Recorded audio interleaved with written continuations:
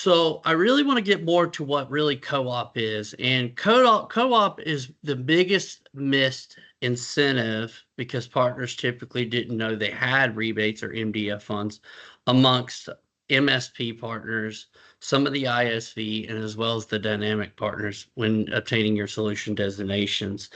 And in the last 2 years of my experience, it doesn't matter if you're a one-man shop or 150 employees up to 1,000. For those who are in the smaller SMB space, they always come to me and say, hey, I am a small business. I probably don't have any. And turns out because you're very successful at selling to your customers, you only need one or two partners to really obtain that co-op funding.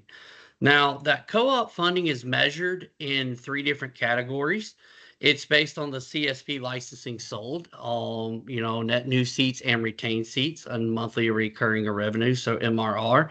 It's based as well as on the Azure consumption. So the Azure consumed revenue and growth over time. And then the newest, which is going to bring you the most revenue out of it, is the solution designations and specializations, with the specializations enhancing those back end rebates. And so the question that'll be asked here is how are they occurred? So if you look at this, the earning and accrual period, look at FY25 H1, July 2024 through December 2024. We'll use this as an example. So these are the earnings that I kind of mentioned earlier that you would receive between July 2024 and December 24. Now, those funds, after you've incurred those earnings, get released to you starting January 1st, 2025 through June 30th. And do note, we're going to show you how to check for them in the next few slides here, because you only have till June 30th to submit for activities, and you only, or do activities, and you only have until August 15th to submit those in and get them finalized. And usually there's a lot of back and forth in between Microsoft, so we're happy to help and assist you there.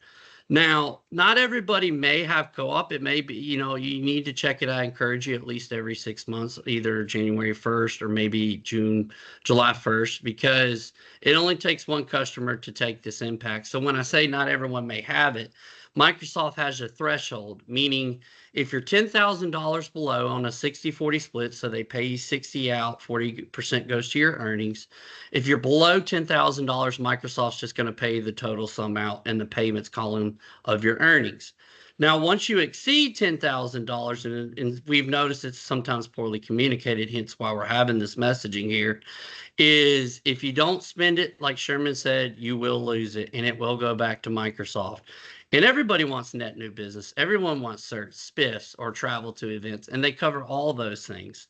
So we will continue. If you have any questions, let me know. We'll continue to the next slide. Real quick, Josh, if I could throw something in just for everybody. Yeah, of course.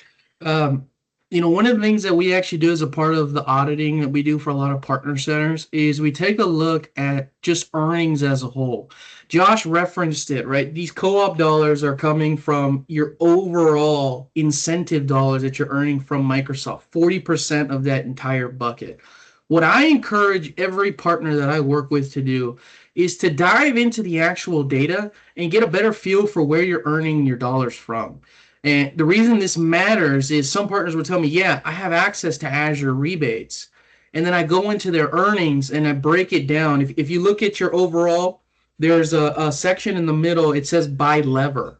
That's a very, very useful piece of the earnings dashboard because it actually breaks down your earnings into the specific buckets that you're earning from. So for example, you've got your baseline incentive, that 3.75-4% rebate, but then you've also got your accelerators, maybe for business premium, for E3 or E5, for a new customer ad scenario.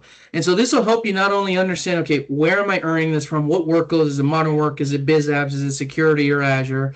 And then also specifically inside of those different workloads, what areas am I getting credit for? Because what you'll notice is if you're pushing a lot of business premium, a lot of E5 SKUs, a lot of Teams phone SKUs, those typically come with very healthy back-end residuals. So just want to throw that little nugget out there. If you haven't taken a look and actually, digested the exact programs you're earning from, I would highly, highly suggest it. So sorry, go ahead, Josh, back to you. Yeah, of course. So I understand, appreciate that. So